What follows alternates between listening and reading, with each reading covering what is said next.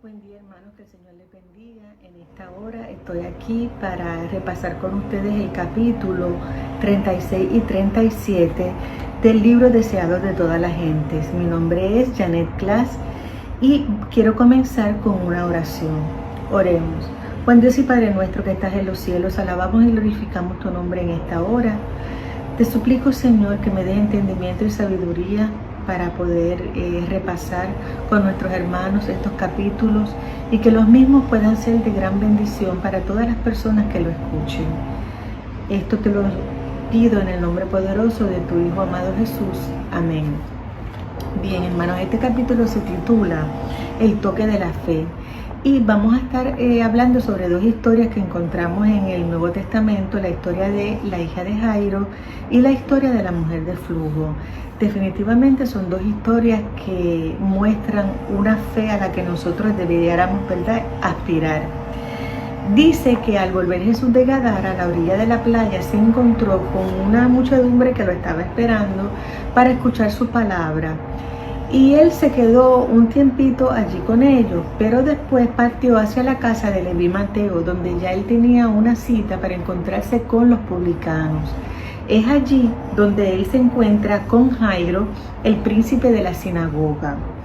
Este anciano de los judíos vino donde Jesús y con gran angustia se le tiró a sus pies y le dijo: mi hija está a la muerte. Ven y pondrás las manos sobre ella para que sea salva y vivirá. Jesús se encaminó inmediatamente con el príncipe hacia su casa.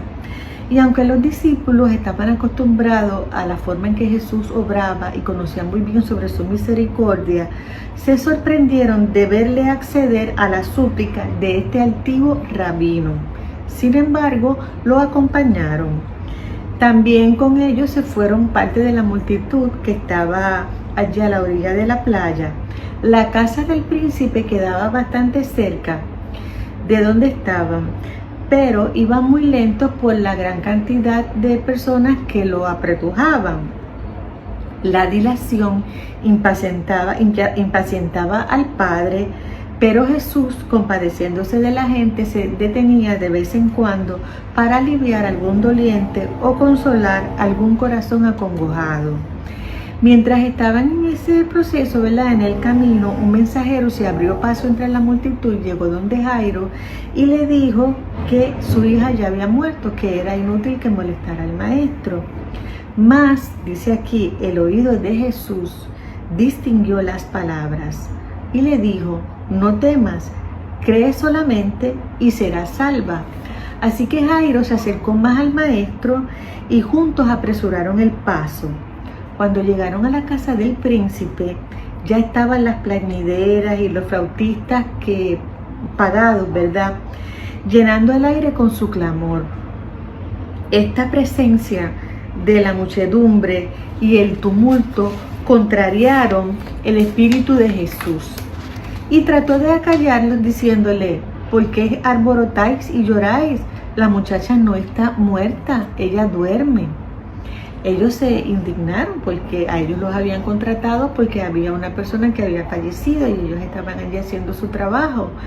Se burlaron de Jesús y él les pidió entonces que se fueran de la casa, y se fue con la mamá, el papá y 3 de sus discípulos, Juan, Santiago y Pedro, y entraron a la cámara mortuoria. Jesús se acercó a la cama. Dice que tomando la mano de la niña con la suya, pronunció suavemente en un idioma familiar del hogar las palabras: muchacha, a ti te digo, levántate. E inmediatamente un temblor pasó por el cuerpo inconsciente. El pulso de la vida volvió a latir. Los labios se entreabrieron con una sonrisa. Los ojos se abrieron como si ella despertase de un sueño. La niña miró con asombro alrededor de ella, las personas que estaban alrededor. Se levantó y sus padres la estrecharon en sus brazos llorando de alegría. A la hora de la verdad, este altivo rabino había ejercido una fe tal en Jesús que su hija fue resucitada. Hermanos, y esta es la fe que nosotros debemos conseguir, debemos trabajar para poderla conseguir.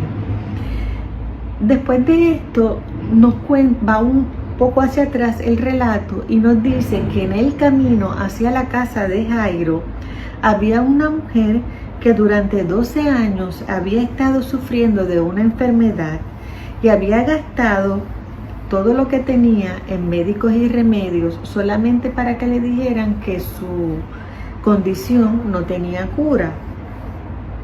Pero sus esperanzas revivieron cuando ella escuchó hablar del Cristo de las curaciones. Ella de pronto creyó y estaba segura de que si ella podía ir y acercársele, ella iba a ser sana. Dice que con debilidad y sufrimiento fue a la orilla del mar, donde estaba enseñando Jesús, y trató de atravesar la multitud, pero no la dejó. Más tarde, cuando Jesús siguió para la casa de Leví y Mateo, trató también de acercarse, pero no pudo, y ya a esta altura ella estaba comenzando a desesperarse. Mientras Jesús se abría paso por entre la multitud, llegó cerca de donde estaba ella. Había llegado su oportunidad. Era ahora o nunca. Se hallaba en presencia del gran médico, pero entre la confusión no podía hablarle. Había demasiada gente. No podía decirle, explicarle cuál era su situación y lo que ella pretendía. Así que, viendo con temor que se le podía ir su oportunidad, se acercó y estiró su mano y dijo: si tan solo yo pudiera tocar el borde de su manto, yo sé que voy a ser sanada. Y mientras él pasaba, logró extender su mano y tocar el borde de su manto. Y en aquel momento, justo en aquel momento, ella quedó sana. En aquel toque se concentró la fe de su vida. E instantáneamente su dolor y debilidad fueron reemplazados por el vigor de la perfecta salud. Con corazón agradecido, ella trató de retirarse de la muchedumbre sin que se dieran cuenta, pero de repente Jesús se detuvo y se detuvo la multitud. Y los discípulos preguntan: ¿qué pasa? Y él dice: ¿quién es el que me ha tocado? La gente se quedó como que ¿quién lo tocó? Si aquí todo el mundo lo está tocando, estamos caminando con él, estamos apretujándonos. Y Pedro, como siempre, listo para hablar, le dijo: maestro, la compañía te aprieta y te oprime. ¿Cómo vas a preguntar quién es el que me ha tocado? Como diciendo, esto es imposible decirlo. Pero Jesús le contestó: me ha tocado alguien porque yo he conocido que ha salido virtud de mí. El Salvador podía distinguir, ¿verdad?, el toque, un toque de fe, de un toque casual de la muchedumbre. Una confianza tal no debía pasar por alto. Él quería dirigir a la humilde mujer palabras de consuelo que fuesen para ella un manantial de gozo, palabras que fuesen una bendición para sus discípulos hasta el fin de los tiempos. Así que Jesús insistió, y la mujer sin tener oportunidad ya de escaparse de esto, no pudo ocultarse más, se echó a los pies de Jesús y con lágrimas de agradecimiento le relató la historia de su sufrimiento. Y como había hallado alivio, Jesús le dijo amablemente: hija, tu fe te ha salvado, y ve en paz. Y él no dio oportunidad a que la superstición proclamase que había alguna virtud sanadora en el mero acto de tocar sus vestidos. No era mediante el contacto exterior con Él, sino por medio de la fe que se aferraba a su poder divino, como se había realizado la curación. Ustedes se imaginan que Jesús no hubiese hecho esta aclaración. La gente entonces viviría adorando la ropa que se pondría Jesús, ¿verdad? Como pasa hoy en algunas religiones. Pero él aclaró ese punto inmediatamente. Tu fe te ha salvado, no fue nada más. La muchedumbre en derredor no sentía manifestación del poder vital para tocarle, creyendo que sería sana. La mujer del flujo tenía la seguridad que si lo tocaba, que si se acercaba, que si podía hablar con él un segundo, ella iba a ser sana. Esa era su fe. Y ella sintió en ese toque que ella fue sanada inmediatamente.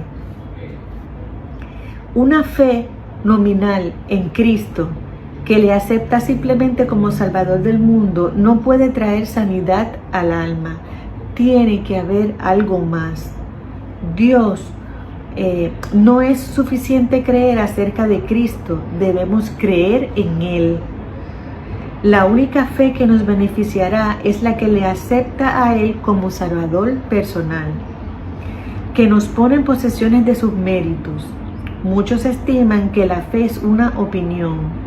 La fe salvadora es una transacción por la cual los que reciben a Cristo se unen con Dios mediante un pacto. La fe genuina es vida. Una fe viva significa un aumento de vigor, una confianza implícita por la cual el alma llega a ser una potencia vencedora. Después de sanar a la mujer, Jesús deseó que ella reconociese la bendición recibida. Los dones no se obtienen a escondidas, ni se disfrutan en secreto. En Isaías 43:12 dice, el Señor afirma, ustedes son mis testigos, mis siervos que yo elegí, para que me conozcan y confíen en mí y entiendan quién soy. Lo que iba a ser más eficaz iba a ser el testimonio de la experiencia de esta mujer. Nosotros somos testigos de Dios mientras revelamos en nosotros mismos la obra de un poder divino. Cada persona tiene una vida distinta a la otra, cada uno es diferente, tiene distintas experiencias, y cuando cada persona da un testimonio diferente sobre lo que Dios ha hecho en su vida, dice aquí que esto tiene un poder irresistible que obra para la salvación de las almas. Como lo hizo no solamente uno de los 10 leprosos que el Señor sanó, fue el único que volvió donde Él para darle la gloria. Los demás se fueron y se olvidaron de quién lo había sanado. ¿Cuántos hay, pregunta aquí, que hacen todavía lo mismo? El Señor obra de continuo para beneficiar a la humanidad. Está siempre impartiendo sus bondades. Levanta a los enfermos de las camas. Libra a los hombres de los peligros que ellos mismos no ven. Envía a los ángeles celestiales para salvarlos de las calamidades, para protegerlos de las plagas que llegan en la oscuridad y de aquellas que destruyen en pleno sol. Este versículo se encuentra en el Salmo 91:6. Dice aquí que para nuestro beneficio debemos refrescar en nuestra mente todo don de Dios. Así se fortalece la fe para pedir y recibir siempre más. Nuestra fe crece más cuando recibimos la más pequeña de las bendiciones. A veces pensamos que estudiando y leyendo acerca de la fe, de esa manera nuestra fe va a crecer. Pero cuando nosotros recibimos bendición y testificamos, ahí es que nuestra fe comienza a crecer. El alma que responda a la gracia de Dios será como un jardín regado. Su luz saldrá de la oscuridad y la gloria del Señor le acompañará.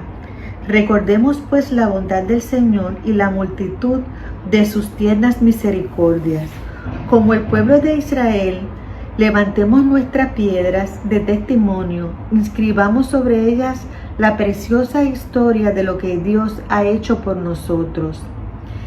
Y como dice en el Salmo 116, 12 y 14, ¿qué pagaré a Jehová por todos sus beneficios para conmigo? Tomaré la copa de la salud e invocaré el nombre de Jehová. Ahora pagaré mis votos a Jehová delante de todo su pueblo. Nuestra fe crece cuando nosotros testificamos, y cuando nosotros testificamos, obramos para la salvación de los demás. Este es el tipo de fe que nosotros debemos perseguir. Una fe que obra milagros, y cuando ese milagro es obrado, nosotros debemos testificar, por pequeño que sea. Espero que este capítulo pueda ser de bendición y pueda ayudarnos a aumentar nuestra fe. Ahora vamos a pasar al capítulo 37. Los primeros evangelistas. Es un capítulo bastante largo. Yo les recomiendo que no se suscriban solamente a lo que leemos y discutimos aquí, sino que ustedes se tomen el tiempo de leerlo. Este capítulo es importante porque tiene instrucciones que el Señor le dio a sus discípulos, y por ende esas instrucciones también son para nosotros, acerca del trabajo que nosotros debemos realizar. También habla de las dificultades que vamos a encontrar al tratar de realizar nuestro trabajo, ¿verdad? El que Él nos encomendó de ir y predicar. Y termina con unas expresiones de ánimo y esperanza para que nosotros no desmayemos, no desfallezcamos ante la crisis, ¿verdad?, que va a venir al final de los tiempos. Dice que los apóstoles eran miembros de la familia de Jesús y le habían acompañado mientras él viajaba a pie por Galilea. Habían compartido con él trabajos, penuria, habían aprendido a trabajar con la muchedumbre. Mientras Jesús ministraba, ayudaban a ordenar a las personas, traían a los afligidos al Salvador, estaban atentos para discernir a los oyentes que estaban interesados y enseñaban lo que Jesús le había, lo que ellos habían aprendido de Jesús. Mas sin embargo, todavía ellos necesitaban aprender un poco más y aprender a trabajar solos. Dice aquí que Él les había presentado las verdades de las Escrituras en contraste con la tradición que había en aquel tiempo. Así había logrado fortalecer su fe y su confianza en la palabra de Dios.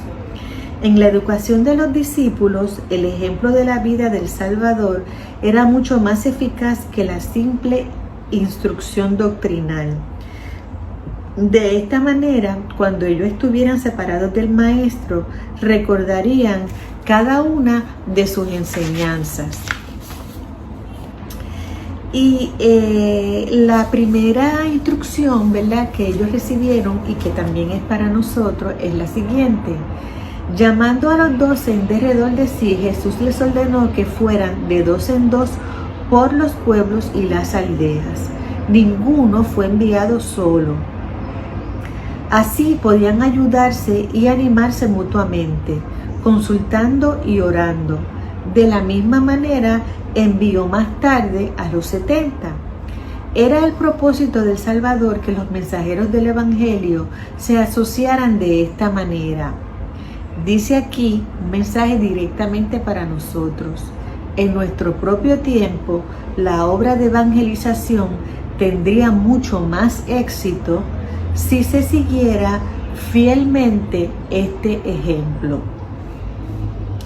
No debían entrar en controversia con la gente acerca de Jesús, sino que en su nombre debían hacer las mismas obras de misericordia que Él había hecho. También se les ordenó que sanaran a los enfermos, limpiaran a los leprosos, resucitaran a los muertos y echaran fuera a los demonios. De gracias recibiste, dad de gracias. Durante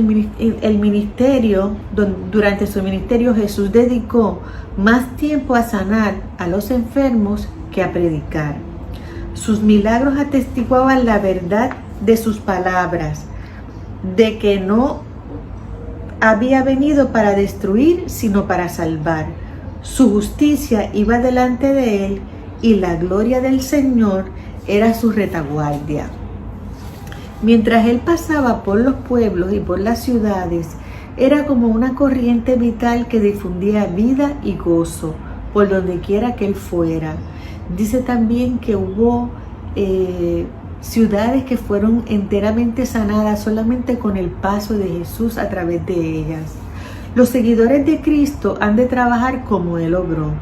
Hemos de alimentar a los hambrientos, vestir a los desnudos y consolar a los dolientes y afligidos. Hemos de ministrar a los que se desesperan e inspirar esperanza a los descorazonados. Y para nosotros se cumplirá también la promesa que encontramos en Isaías 58:8 y que dice: irá tu justicia delante de ti y la gloria de Jehová será tu retaguardia. El amor de Cristo manifestado en un ministerio abnegado será más eficaz para reformar al que cae que el utilizar la espada o el tribunal, porque con frecuencia el corazón se endurecerá bajo la reprensión, pero se enternecerá bajo el amor de Cristo. Dios quiere que los enfermos, los infortunados, los poseídos de espíritus malos oigan su voz mediante sus agentes humanos, que somos nosotros. Él desea enviar a su Consolador para que nosotros podamos ayudar a presentar la obra de Jesús, el trabajo de Jesús, como lo hacían los discípulos.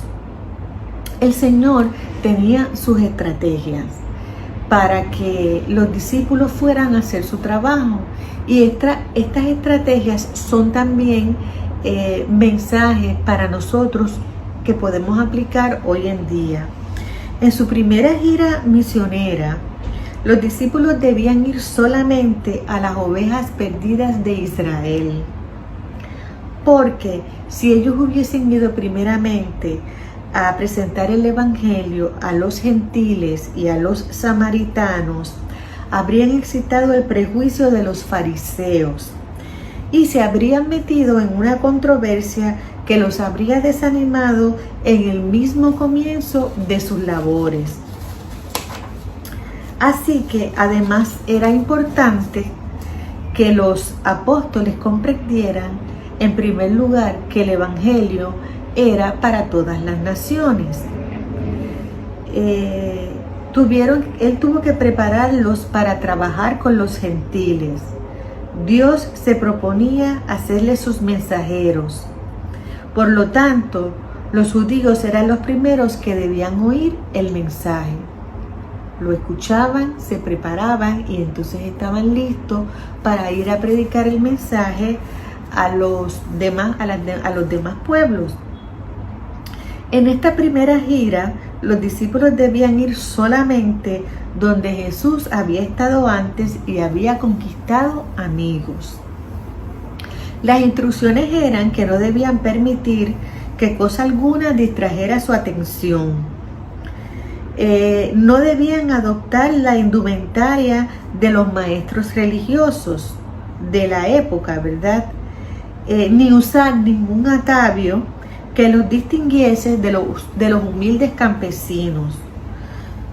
No debían entrar a las sinagogas y convocar a la gente para cultos públicos. Sus esfuerzos debían limitarse al trabajo de casa en casa. No habían de malgastar tiempo en saludos inútiles, en conversaciones estériles. Debían aceptar la hospitalidad de los que fueran dignos y de aquellos que les dieran la bienvenida como se la hubiesen dado si hubiese ido con ellos el mismo Jesús. Debían entrar a las moradas con el saludo de la paz sea en esta casa o con la palabra shalom. Y ese hogar iba a ser bendecido a través de sus oraciones, sus cánticos, sus alabanzas y la lectura de la palabra. Eso iba a ser de gran bendición para el círculo familiar de ese hogar. Estos discípulos debían ser heraldos de la verdad, preparar el camino para la venida de su maestro. El mensaje que tenían que dar era la palabra de vida eterna. Jesús le dijo a sus discípulos: y cualquiera que no os recibiere ni oyere vuestras palabras, salid de aquella casa o ciudad y sacudid el polvo de vuestros pies. De cierto os digo que el castigo será más tolerable a la tierra de los de Sodoma y de Gomorra en el día del juicio que aquella ciudad que no los quiso recibir. En la segunda parte de este capítulo, ¿verdad? Yo lo dividí en 3 partes. Nos habla acerca de las dificultades con las que se encontraron los discípulos y con las que nos vamos a encontrar nosotros en el momento en que salgamos a esparcir la palabra del Señor. Ahora el ojo del Salvador penetra lo futuro. Muestra a sus seguidores los conflictos que tendrán que enfrentar. Revela el carácter y el plan de la batalla.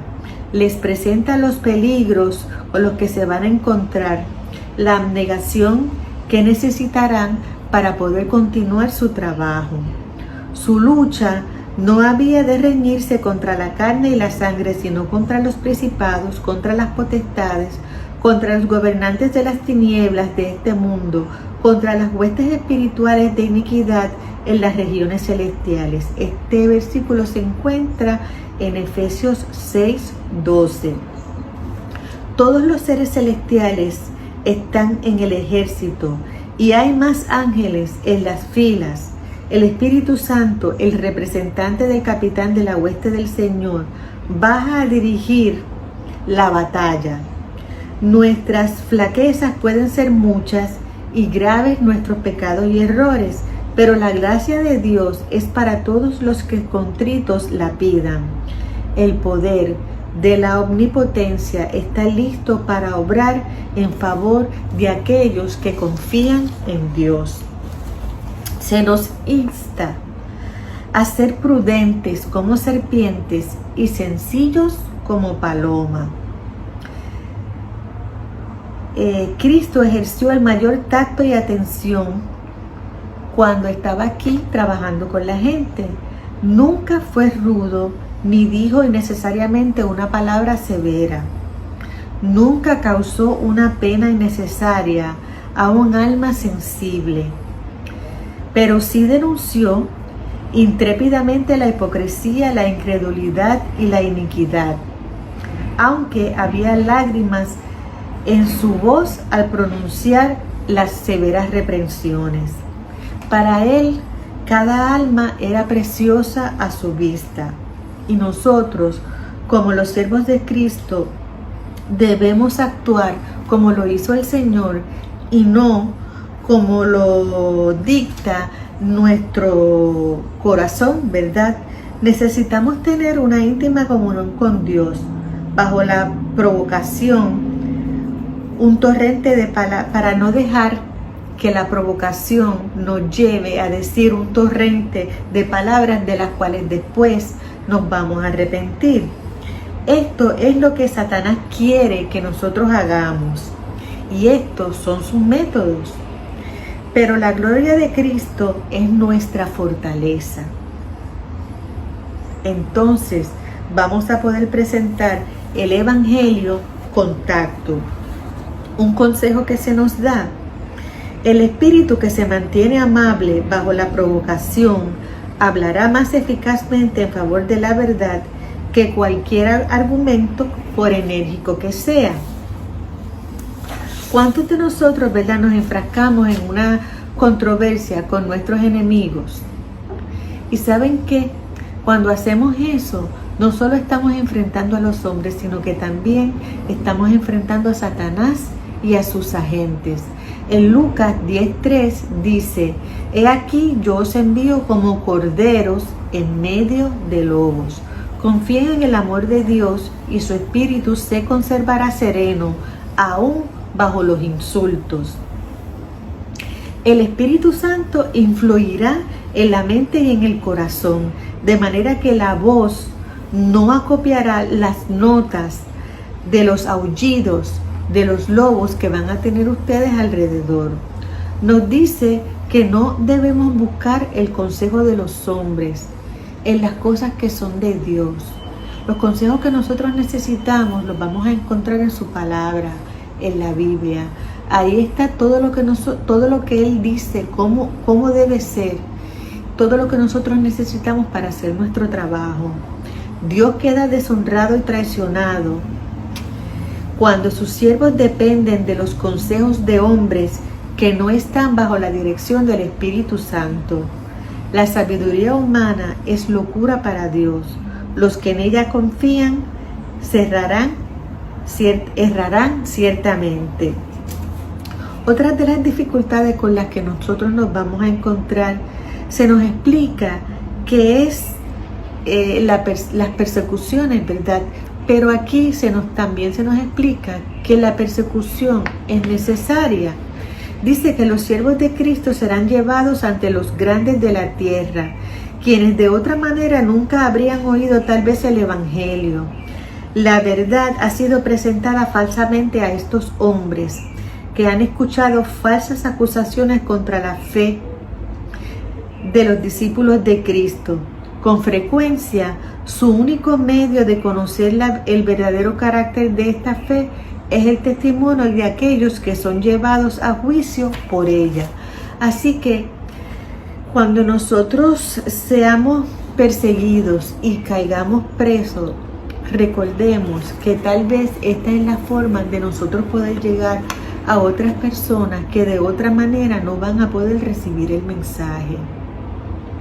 En aquella hora os será dado, dijo Jesús, lo que habéis de hablar, porque no sois vosotros los que habláis, sino el Espíritu de vuestro Padre que habla en vosotros. En ese momento, el Señor va a poner en nuestros corazones lo que nosotros tenemos que decir. Los siervos de Cristo no habrían de preparar discurso alguno para pronunciarlo cuando fuesen llevados a juicio. Debían hacer su preparación cuando, antes, hacer una preparación de día a día. Un esfuerzo diario y ferviente para conocer a Dios es lo que nosotros necesitamos. El conocimiento obtenido por el escrutinio diligente de las Escrituras iba a cruzar como rayo en la memoria al debido momento.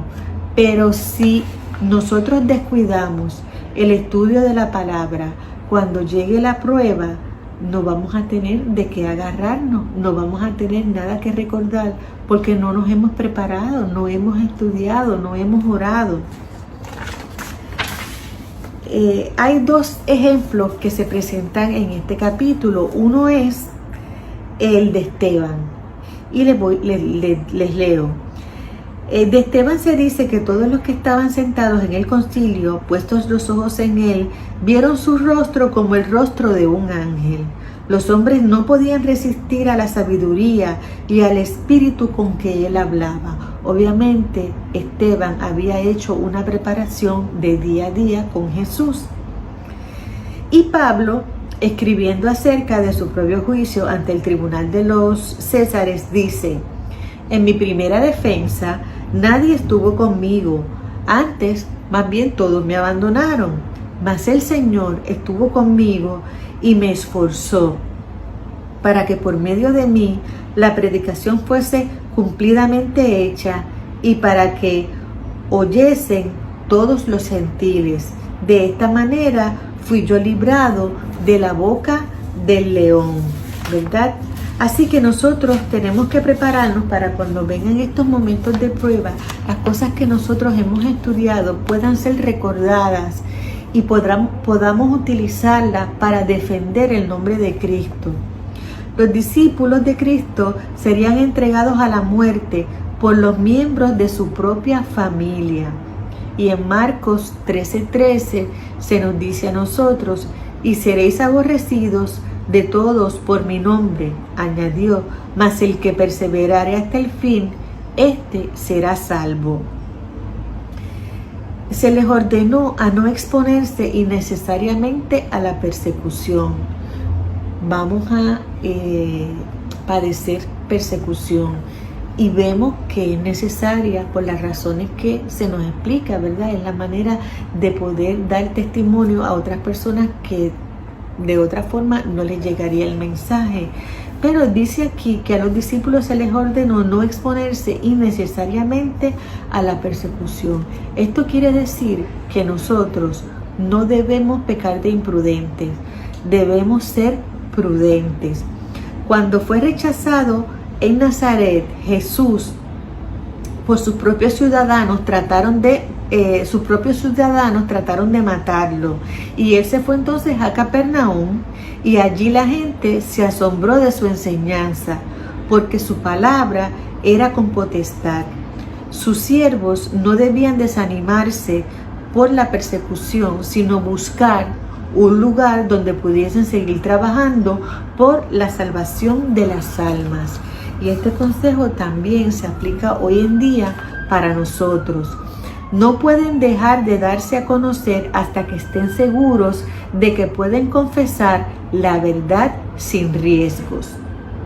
Y ahora viene otro asunto interesante que nosotros necesitamos conocer. Dice que Jesús mismo nunca comparó la paz por la transigencia, es decir, que nunca negoció sus principios para conseguir paz. Amaba demasiado a los seres humanos para guardar silencio. Los siervos de Cristo son llamados a hacer la misma obra y deben velar, no sea que al tratar de evitar la discordia se traicione la verdad. La verdadera paz no puede obtenerse traicionando los buenos principios. Así que tenemos que tener cuidado que para evitar alguna situación y mantener la paz, no estemos nosotros transgrediendo los principios del Señor. Es obra de Satanás llenar los corazones de dudas. El Señor comprende esto. Jesús asegura a sus discípulos la simpatía de Dios hacia ellos en sus necesidades y debilidades. El Señor nos dice que no debemos de temer, que Él va a estar con nosotros. La Biblia nos muestra a Dios en un lugar alto y santo, rodeado por 10,000 veces 10 millares y millares de seres santos, todos dispuestos a hacer su voluntad. Y es en la arena de este mundo, en las almas por cuya salvación dio a su Hijo unigénito, donde su interés y el interés de todo el cielo se concentran. Dios se inclina desde el trono para oír el clamor de los oprimidos. A toda oración sincera, Él contesta: aquí estoy. Qué maravilloso, ¿verdad? Levanta al angustiado. En todas nuestras aflicciones, Él también es afligido. En cada tentación y prueba, el ángel de su presencia está cerca de nosotros para librarnos. Así que, hermanos, la misión de los siervos de Cristo es un alto honor y un cometido sagrado. Nosotros tenemos una encomienda. No debemos tener temor de salir a predicar. Debemos estar seguros de que el Señor va a ir con nosotros, pero también tenemos que hacer nuestra parte. Tenemos que tener un tiempo de preparación, y ese tiempo es a solas con Jesús, estudiando su palabra, buscándolo cada día en oración. Así terminó el Salvador sus instrucciones. En el nombre de Cristo salieron los 12 elegidos, como Él había salido, para dar buenas nuevas a los pobres, para sanar a los quebrantados de corazón, para pregonar a los cautivos y dar libertad, para dar vista a los ciegos, para poner en libertad a los quebrantados, para predicar el año agradable del Señor. Que podamos nosotros recordar el poner en práctica todas estas instrucciones que hemos repasado al nosotros salir a la encomienda, ¿verdad?, que se nos ha dado de predicar el Evangelio a todo el mundo. Que las dificultades no nos desanimen y que podamos encontrar ánimo, paz y esperanza al estudiar su palabra cada día y al mantener una relación con nuestro Salvador a través de la oración diaria y del estudio de la palabra. Espero que esta lectura, ¿verdad?, haya sido de bendición para ustedes, que puedan repasarla para poder comprender mejor cómo es que el Señor desea que nosotros hagamos nuestro trabajo, porque sabemos que hasta que el mensaje no sea esparcido en todo el mundo, el Señor no va a llegar. Y ya nosotros deseamos, ¿verdad?, que irnos con Él, que Él pueda regresar pronto para irnos con Él. Termino con una oración. Amado Dios, te seguimos dando gracias, Señor, por tu infinito amor, por tu bondad, por todos los cuidados que tú tienes para con nosotros. Te damos gracias, Señor, porque tú siempre has dejado en tu palabra las instrucciones que nosotros necesitamos, no solamente para dar testimonio y llevar una vida conforme a tu corazón, Señor, sino también para poder esparcir tu palabra. Te damos gracias, Señor, por la lección que hemos aprendido en esta hora.